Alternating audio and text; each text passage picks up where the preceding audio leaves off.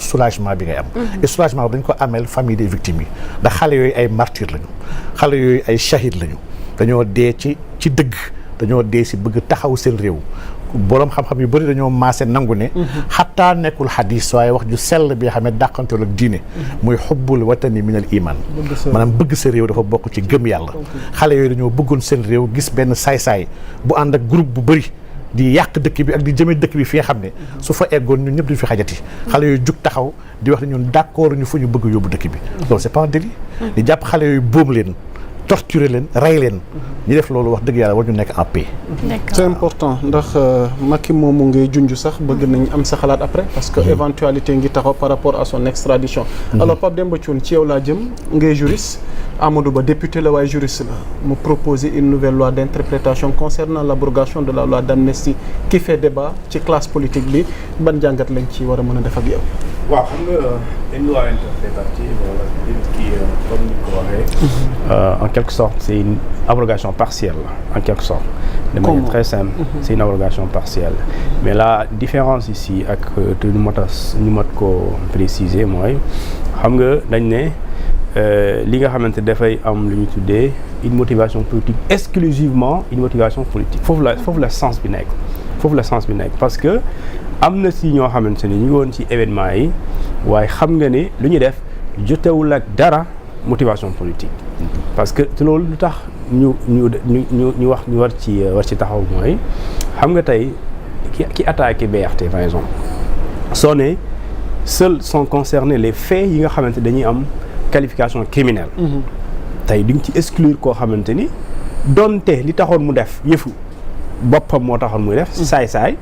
mais su boobaa moom doo ko ci boole léegi boo defee exclusivement ñi nga xam ne politique moo tax ñu def ko par exemple ki attaqué BRT mën nga jàpp ne moom def ko tu ñaawteef la mais yan la ñuy teg ba mën a comprendre plus tard à travers une enquête sérieuse ñu xam ne waa ji li mu doon def donte da nga jàppoon ne fi bànni la waaye jàppoon na ne c'est au moyen de pression pour l'État pour que mu bàyyi ci lu mu nekk wala mu bàyyi ki nga xamante moom la jàpp te muy leader am parce que tey li nga xamante ni moom mooy TER bi par exemple TER bi a été victime d'attaques mais ces attaques là tey mën nga wax ne non ñi ko def ay bandi lañ dañoo bëgg a bloquer circulation TER bi mais mën nañ ko justifier s'il y a une enquête sérieuse qui est menée mën nañ dem ba justifier ne par exemple li taxoon ñooñu attaqué TER bi c'était un moyen de pression pour que ñi nga xam ñoo jiite réew mi ñu dellu ginnaaw ci lu ñu nekk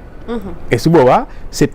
acte boobu noonu dafay am une réelle motivation politique parce que depuis loolu am depuis coow li jeex kenn gisatu fi benn yoon ñu attaqué ni un TER ni également un BRT absolument aucun édifice public n'a été attaqué jusque-là donc da ngay gis ne tous les actes qui ont été commis dans le cadre justement événement mars 2021 ba février 2024 da ngay gis ne dafay am lu ñu tuddee une connotation politique léegi lu am solo mooy fii xam nga ñun on a ratifié un protocole le traité de Rome plutôt entré en vigueur en 2022 ce traité et malheureusement ñun sénégalais yi sax ñëpp am nañ ci responsabilité ce traité daf ne un crime kenn du ko amnistier un crime kenn mënu ko amnistier les faits de torture les actes de torture kenn du ko amnistier ba pare ñu ne aucune situation politique quelle que soit la situation même bu ñu nekkee en temps de guerre même si on est dans une instabilité politique rien ne peut justifier un acte de torture rien ça veut dire que dans tous les cas un acte de torture kenn mënu ko amnistier waaye kenn dara mënu ko justifier à la kulli haal donc li am mooy l'auteur le commanditaire le complice ou le co-auteur ils doivent tous répondre de leur responsabilité devant la justice donc nous Sénégal on nous propose une loi d'amnistie à travers laquelle on nous met dans le libellé les faits yi am lu ñu tuddee qualification lu ñu tuddee correctionnel ou criminel sachant que un crime kenn mënu ko amnistier mais loolu rek débat la woon le peuple sénégalais devrait même pas accepter que loolu mu jàll parce que dañ ne crime kenn mënu ko amnistier bu dee kenn mënu amnistier crime lu tax une loi d'amnistie passe à l'Assemblée nationale ça viole la Constitution et ça viole l'engagement du Sénégal à l'international parce que Sénégal moo ne d'accord bokk na ci lu ma gëm ñu partage ko muy valeur ci àdduna bi kenn mënul amnistier crime kenn et torture aussi kenn mënu ko accepter ci réew maintenant que phase boobu dépassé nañ ko donc pour nga dellu aussi également c'est une correction parce que sinon dafay nekk un délit de justice dafay nekk également lu ñu tuddee une loi qui aura ouvert lu ñu tuddee l'impunité parce que une fois tey loo mën a wax tey kenn du nier il y a eu des faits dans ce pays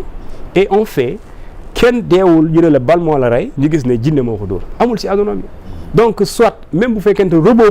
moo la tiré ce robot là il a été manipulé par une personne donc dans tous les cas il y a la responsabilité humaine et cette responsabilité humaine là dans tous les cas da nga ko war a justifier léegi nag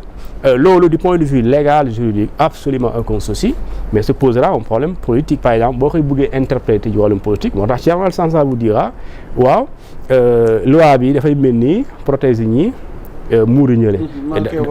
et loolu dafay ndiroo aussi politiquement parce que même fekkente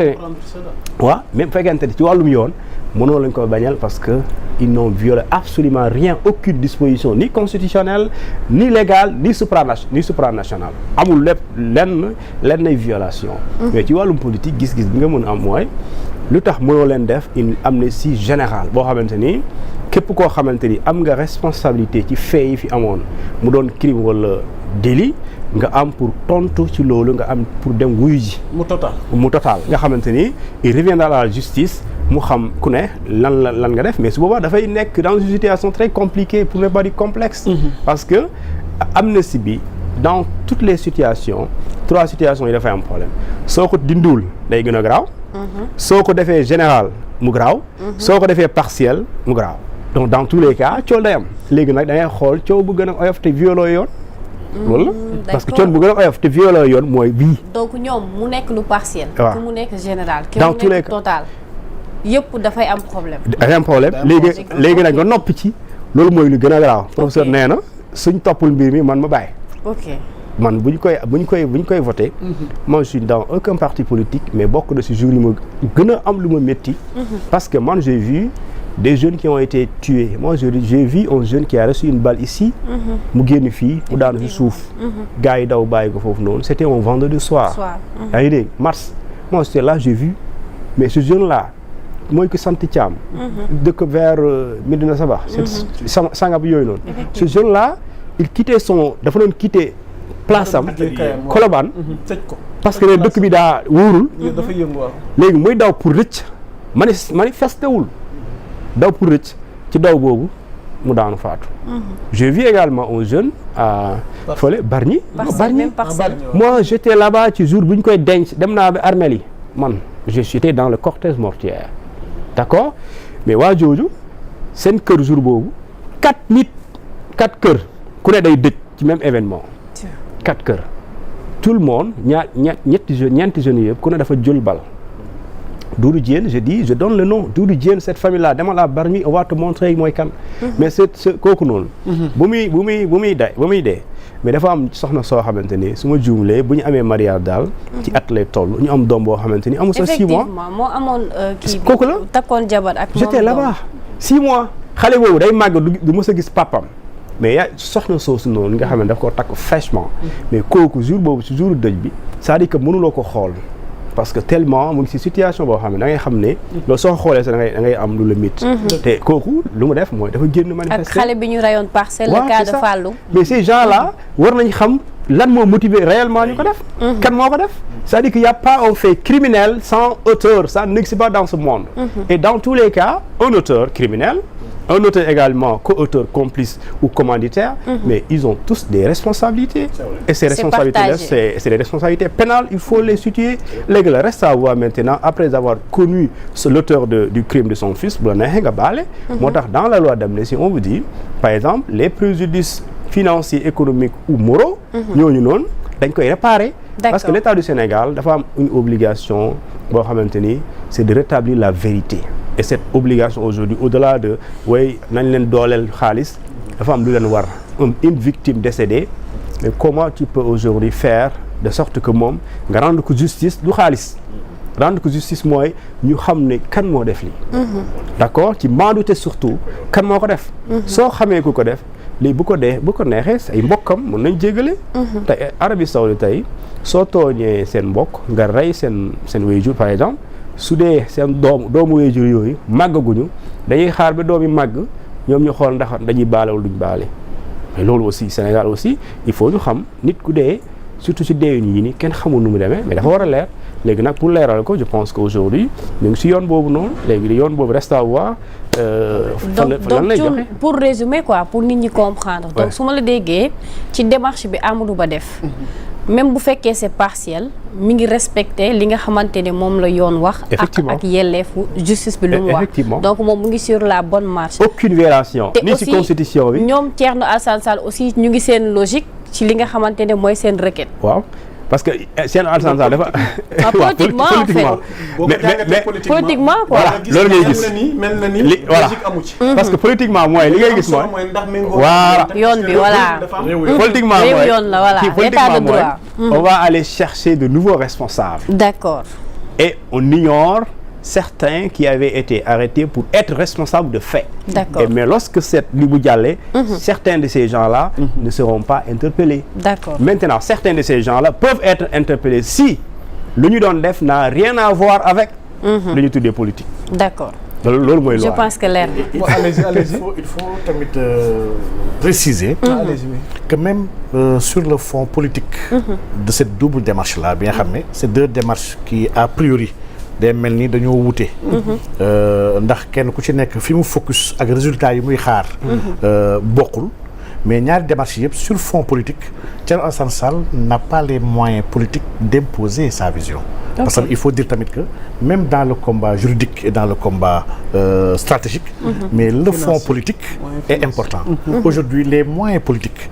qui comme am pour mën a prévaloir sa vision et sa doctrine, en réalité c'est le parti au pouvoir, c'est le parti. Donc vraiment, li Thierno Alassane Sall def politiquement c'est compréhensible, hein? Il est dans la politique, mais dans les faits, li Amadou Ba proposé violé wul yoon te effet yi ñu digaale woon ne loolu ñu bëgg a régler